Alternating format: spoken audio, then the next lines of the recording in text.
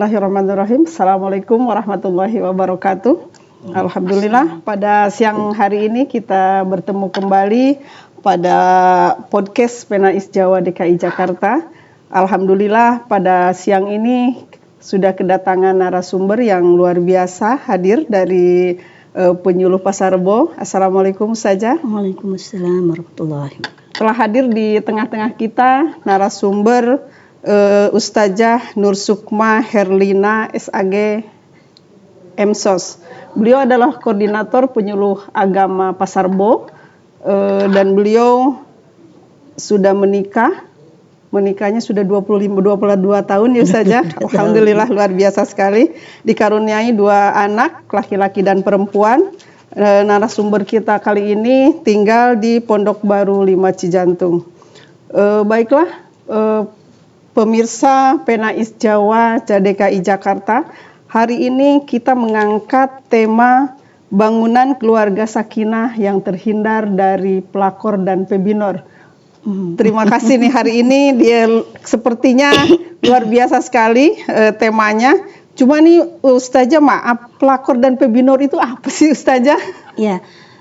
Pelakor itu sebenarnya singkatan dari perebut laki orang. Waduh. Kalau pebinor perebut bini orang. Oh iya. Gitu. Jadi mereka adalah orang ketiga dalam rumah tangga. Masya Allah. Berarti kalau orang ketiga, ini kan kita temanya bangunan. Kalau orang ketiga diibaratkan ini adalah rayap berarti ya Ustazah ya. Bisa. Kalau kita kaitkan dengan materi kita kali ini, bangunan keluarga sakinah yang terhindar dari pelakor dan pebinor. Ini supaya bangunan ini kokoh dan terjaga dari pelakor dan pebinor, bangunannya seperti apa sih Ustazah? Jadi bangunan keluarga sakinah itu yang pertama itu harus melihat pondasinya. Setiap bangunan pasti ada pondasi kan? Iya. Nah gitu. Kalau pondasinya kokoh, insya Allah dia kokoh bangunan tersebut. Nah, pondasi dari bangunan keluarga sakinah itu adalah yang pertama adalah keadilan. Nah, keadilan ini maksudnya adalah dalam rumah tangga bahwa suami istri itu harus bisa melaksanakan hak dan kewajibannya masing-masing. Jadi adil gitu ya. Si suami melakukan hak dan tanggung jawabnya, kewajibannya. Si istri juga harus melakukan hak dan kewajibannya. Nah, jadi adil ya, menempatkan sesuatu pada tempatnya.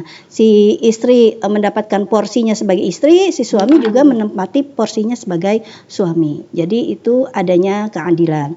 Nah, yang kedua adanya keseimbangan ya, maksudnya adalah bahwa suami istri ini harus bisa misalnya menjaga keseimbangan antara waktunya, ada waktu pribadi, ada waktu mungkin kebersamaan dengan keluarga gitu ya. Nah, ini harus seimbang.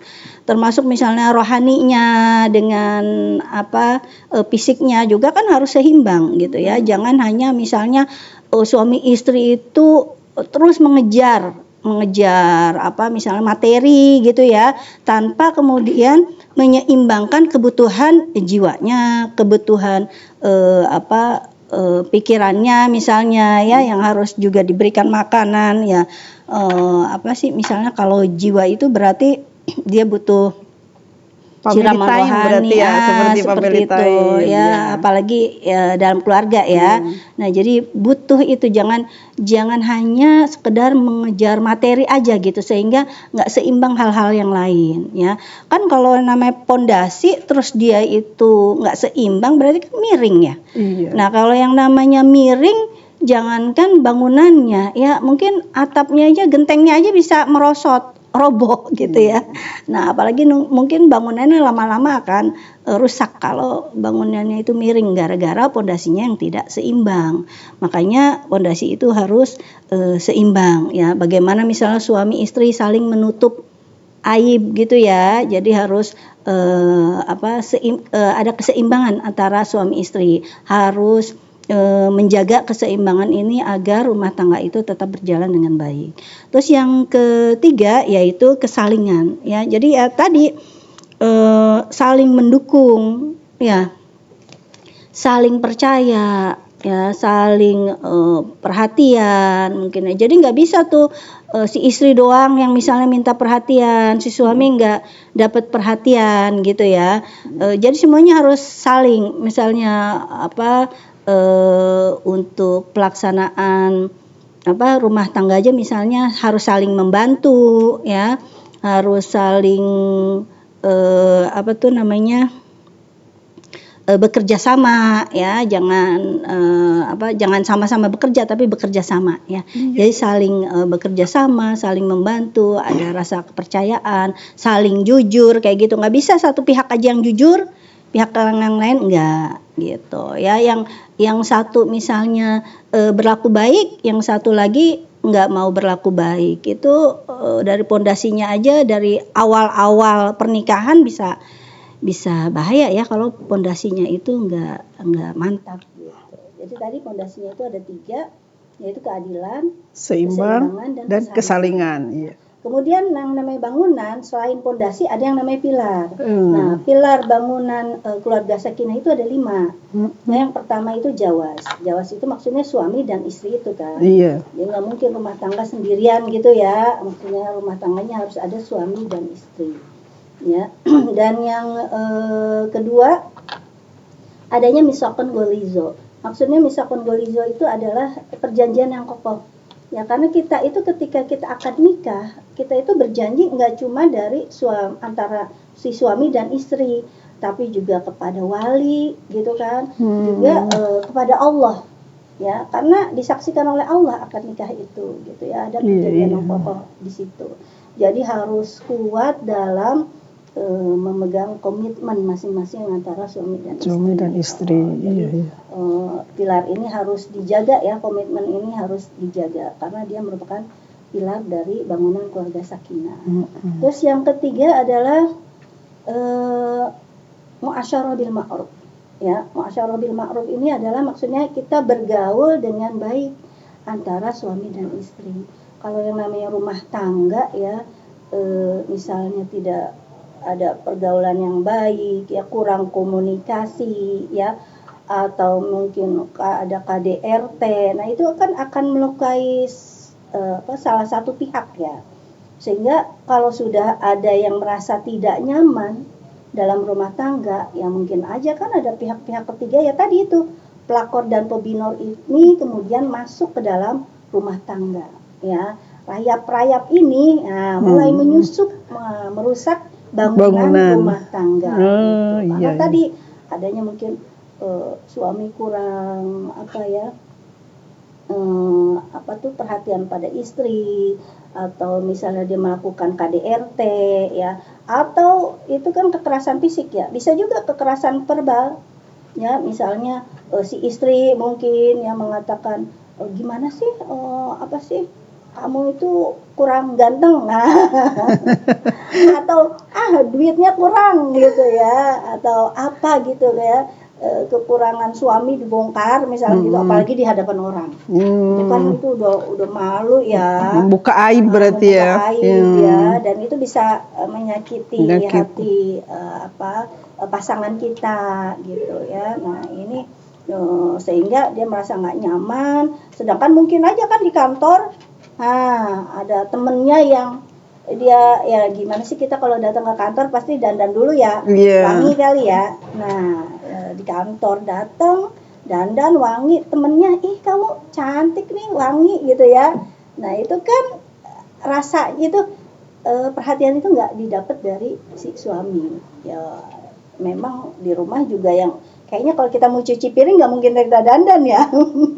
Jadi di rumah kalau misalnya kita kurang dalam pergaulan itu kurang baik ya, sedangkan di luar dia mendapatkan kebaikan dari orang lain, itu bisa menjadi perusak dalam rumah tangga. Jadi pilar yang ketiga itu harus selalu dijaga.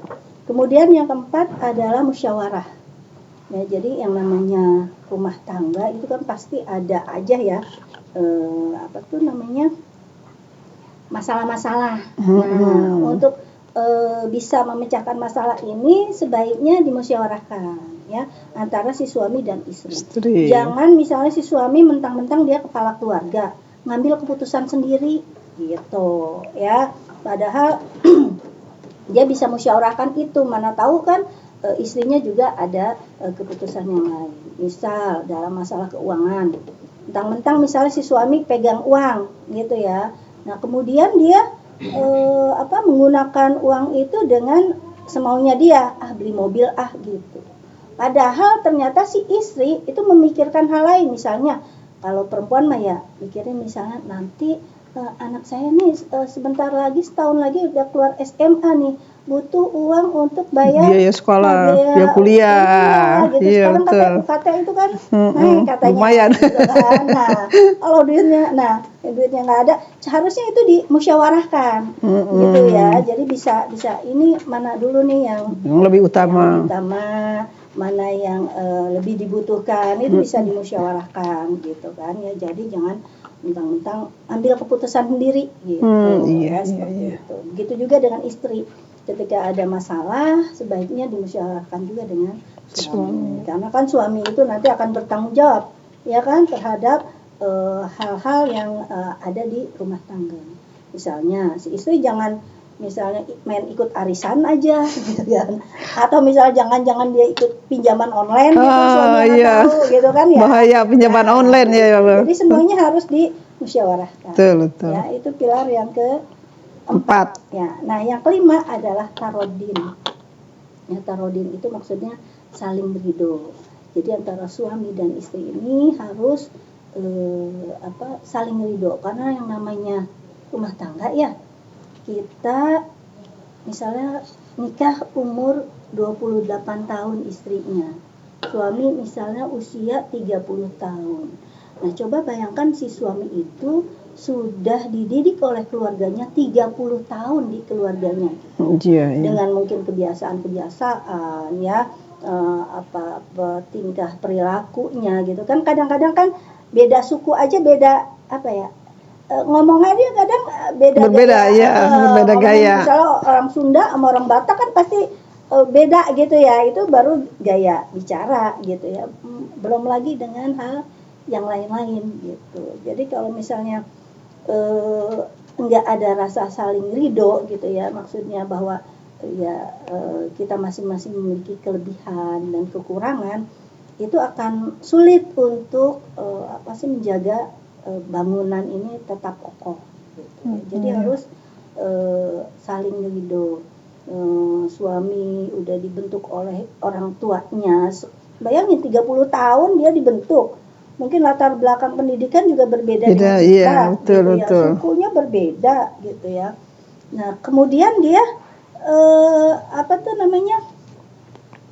tiba-tiba, maksudnya setelah 30 tahun baru ketemu kita, menikah dengan kita gitu kan. Jadi pasti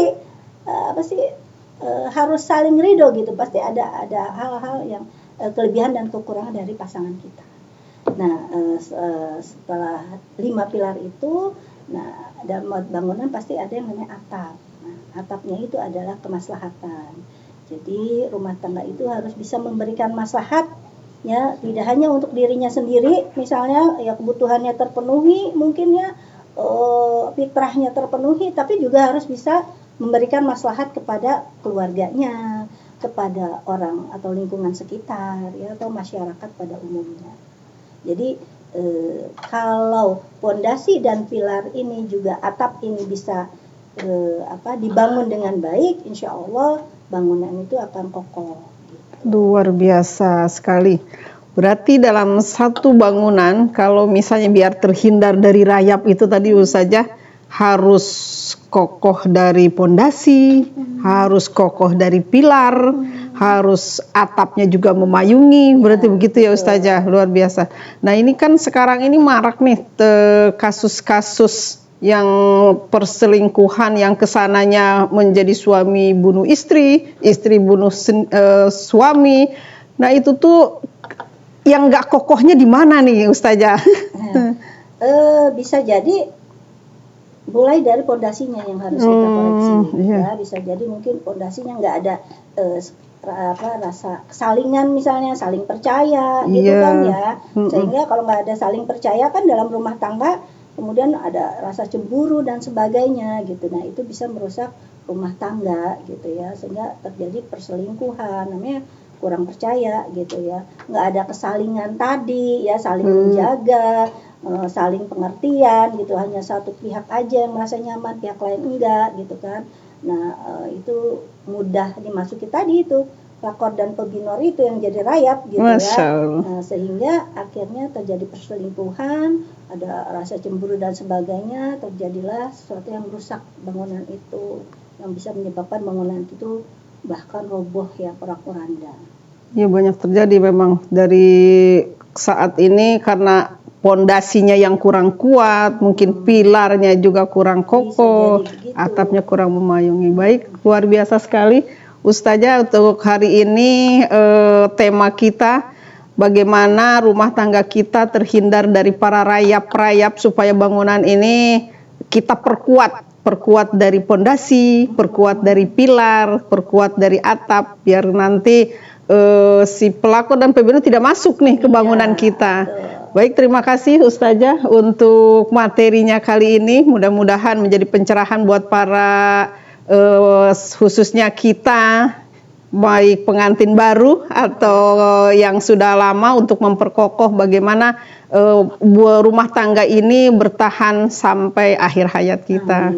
Terima kasih atas kesempatan hari ini dan kebersamaan bersama narasumber kita. Saya Yanti Herianti membersamai Anda. Wassalamualaikum warahmatullahi wabarakatuh.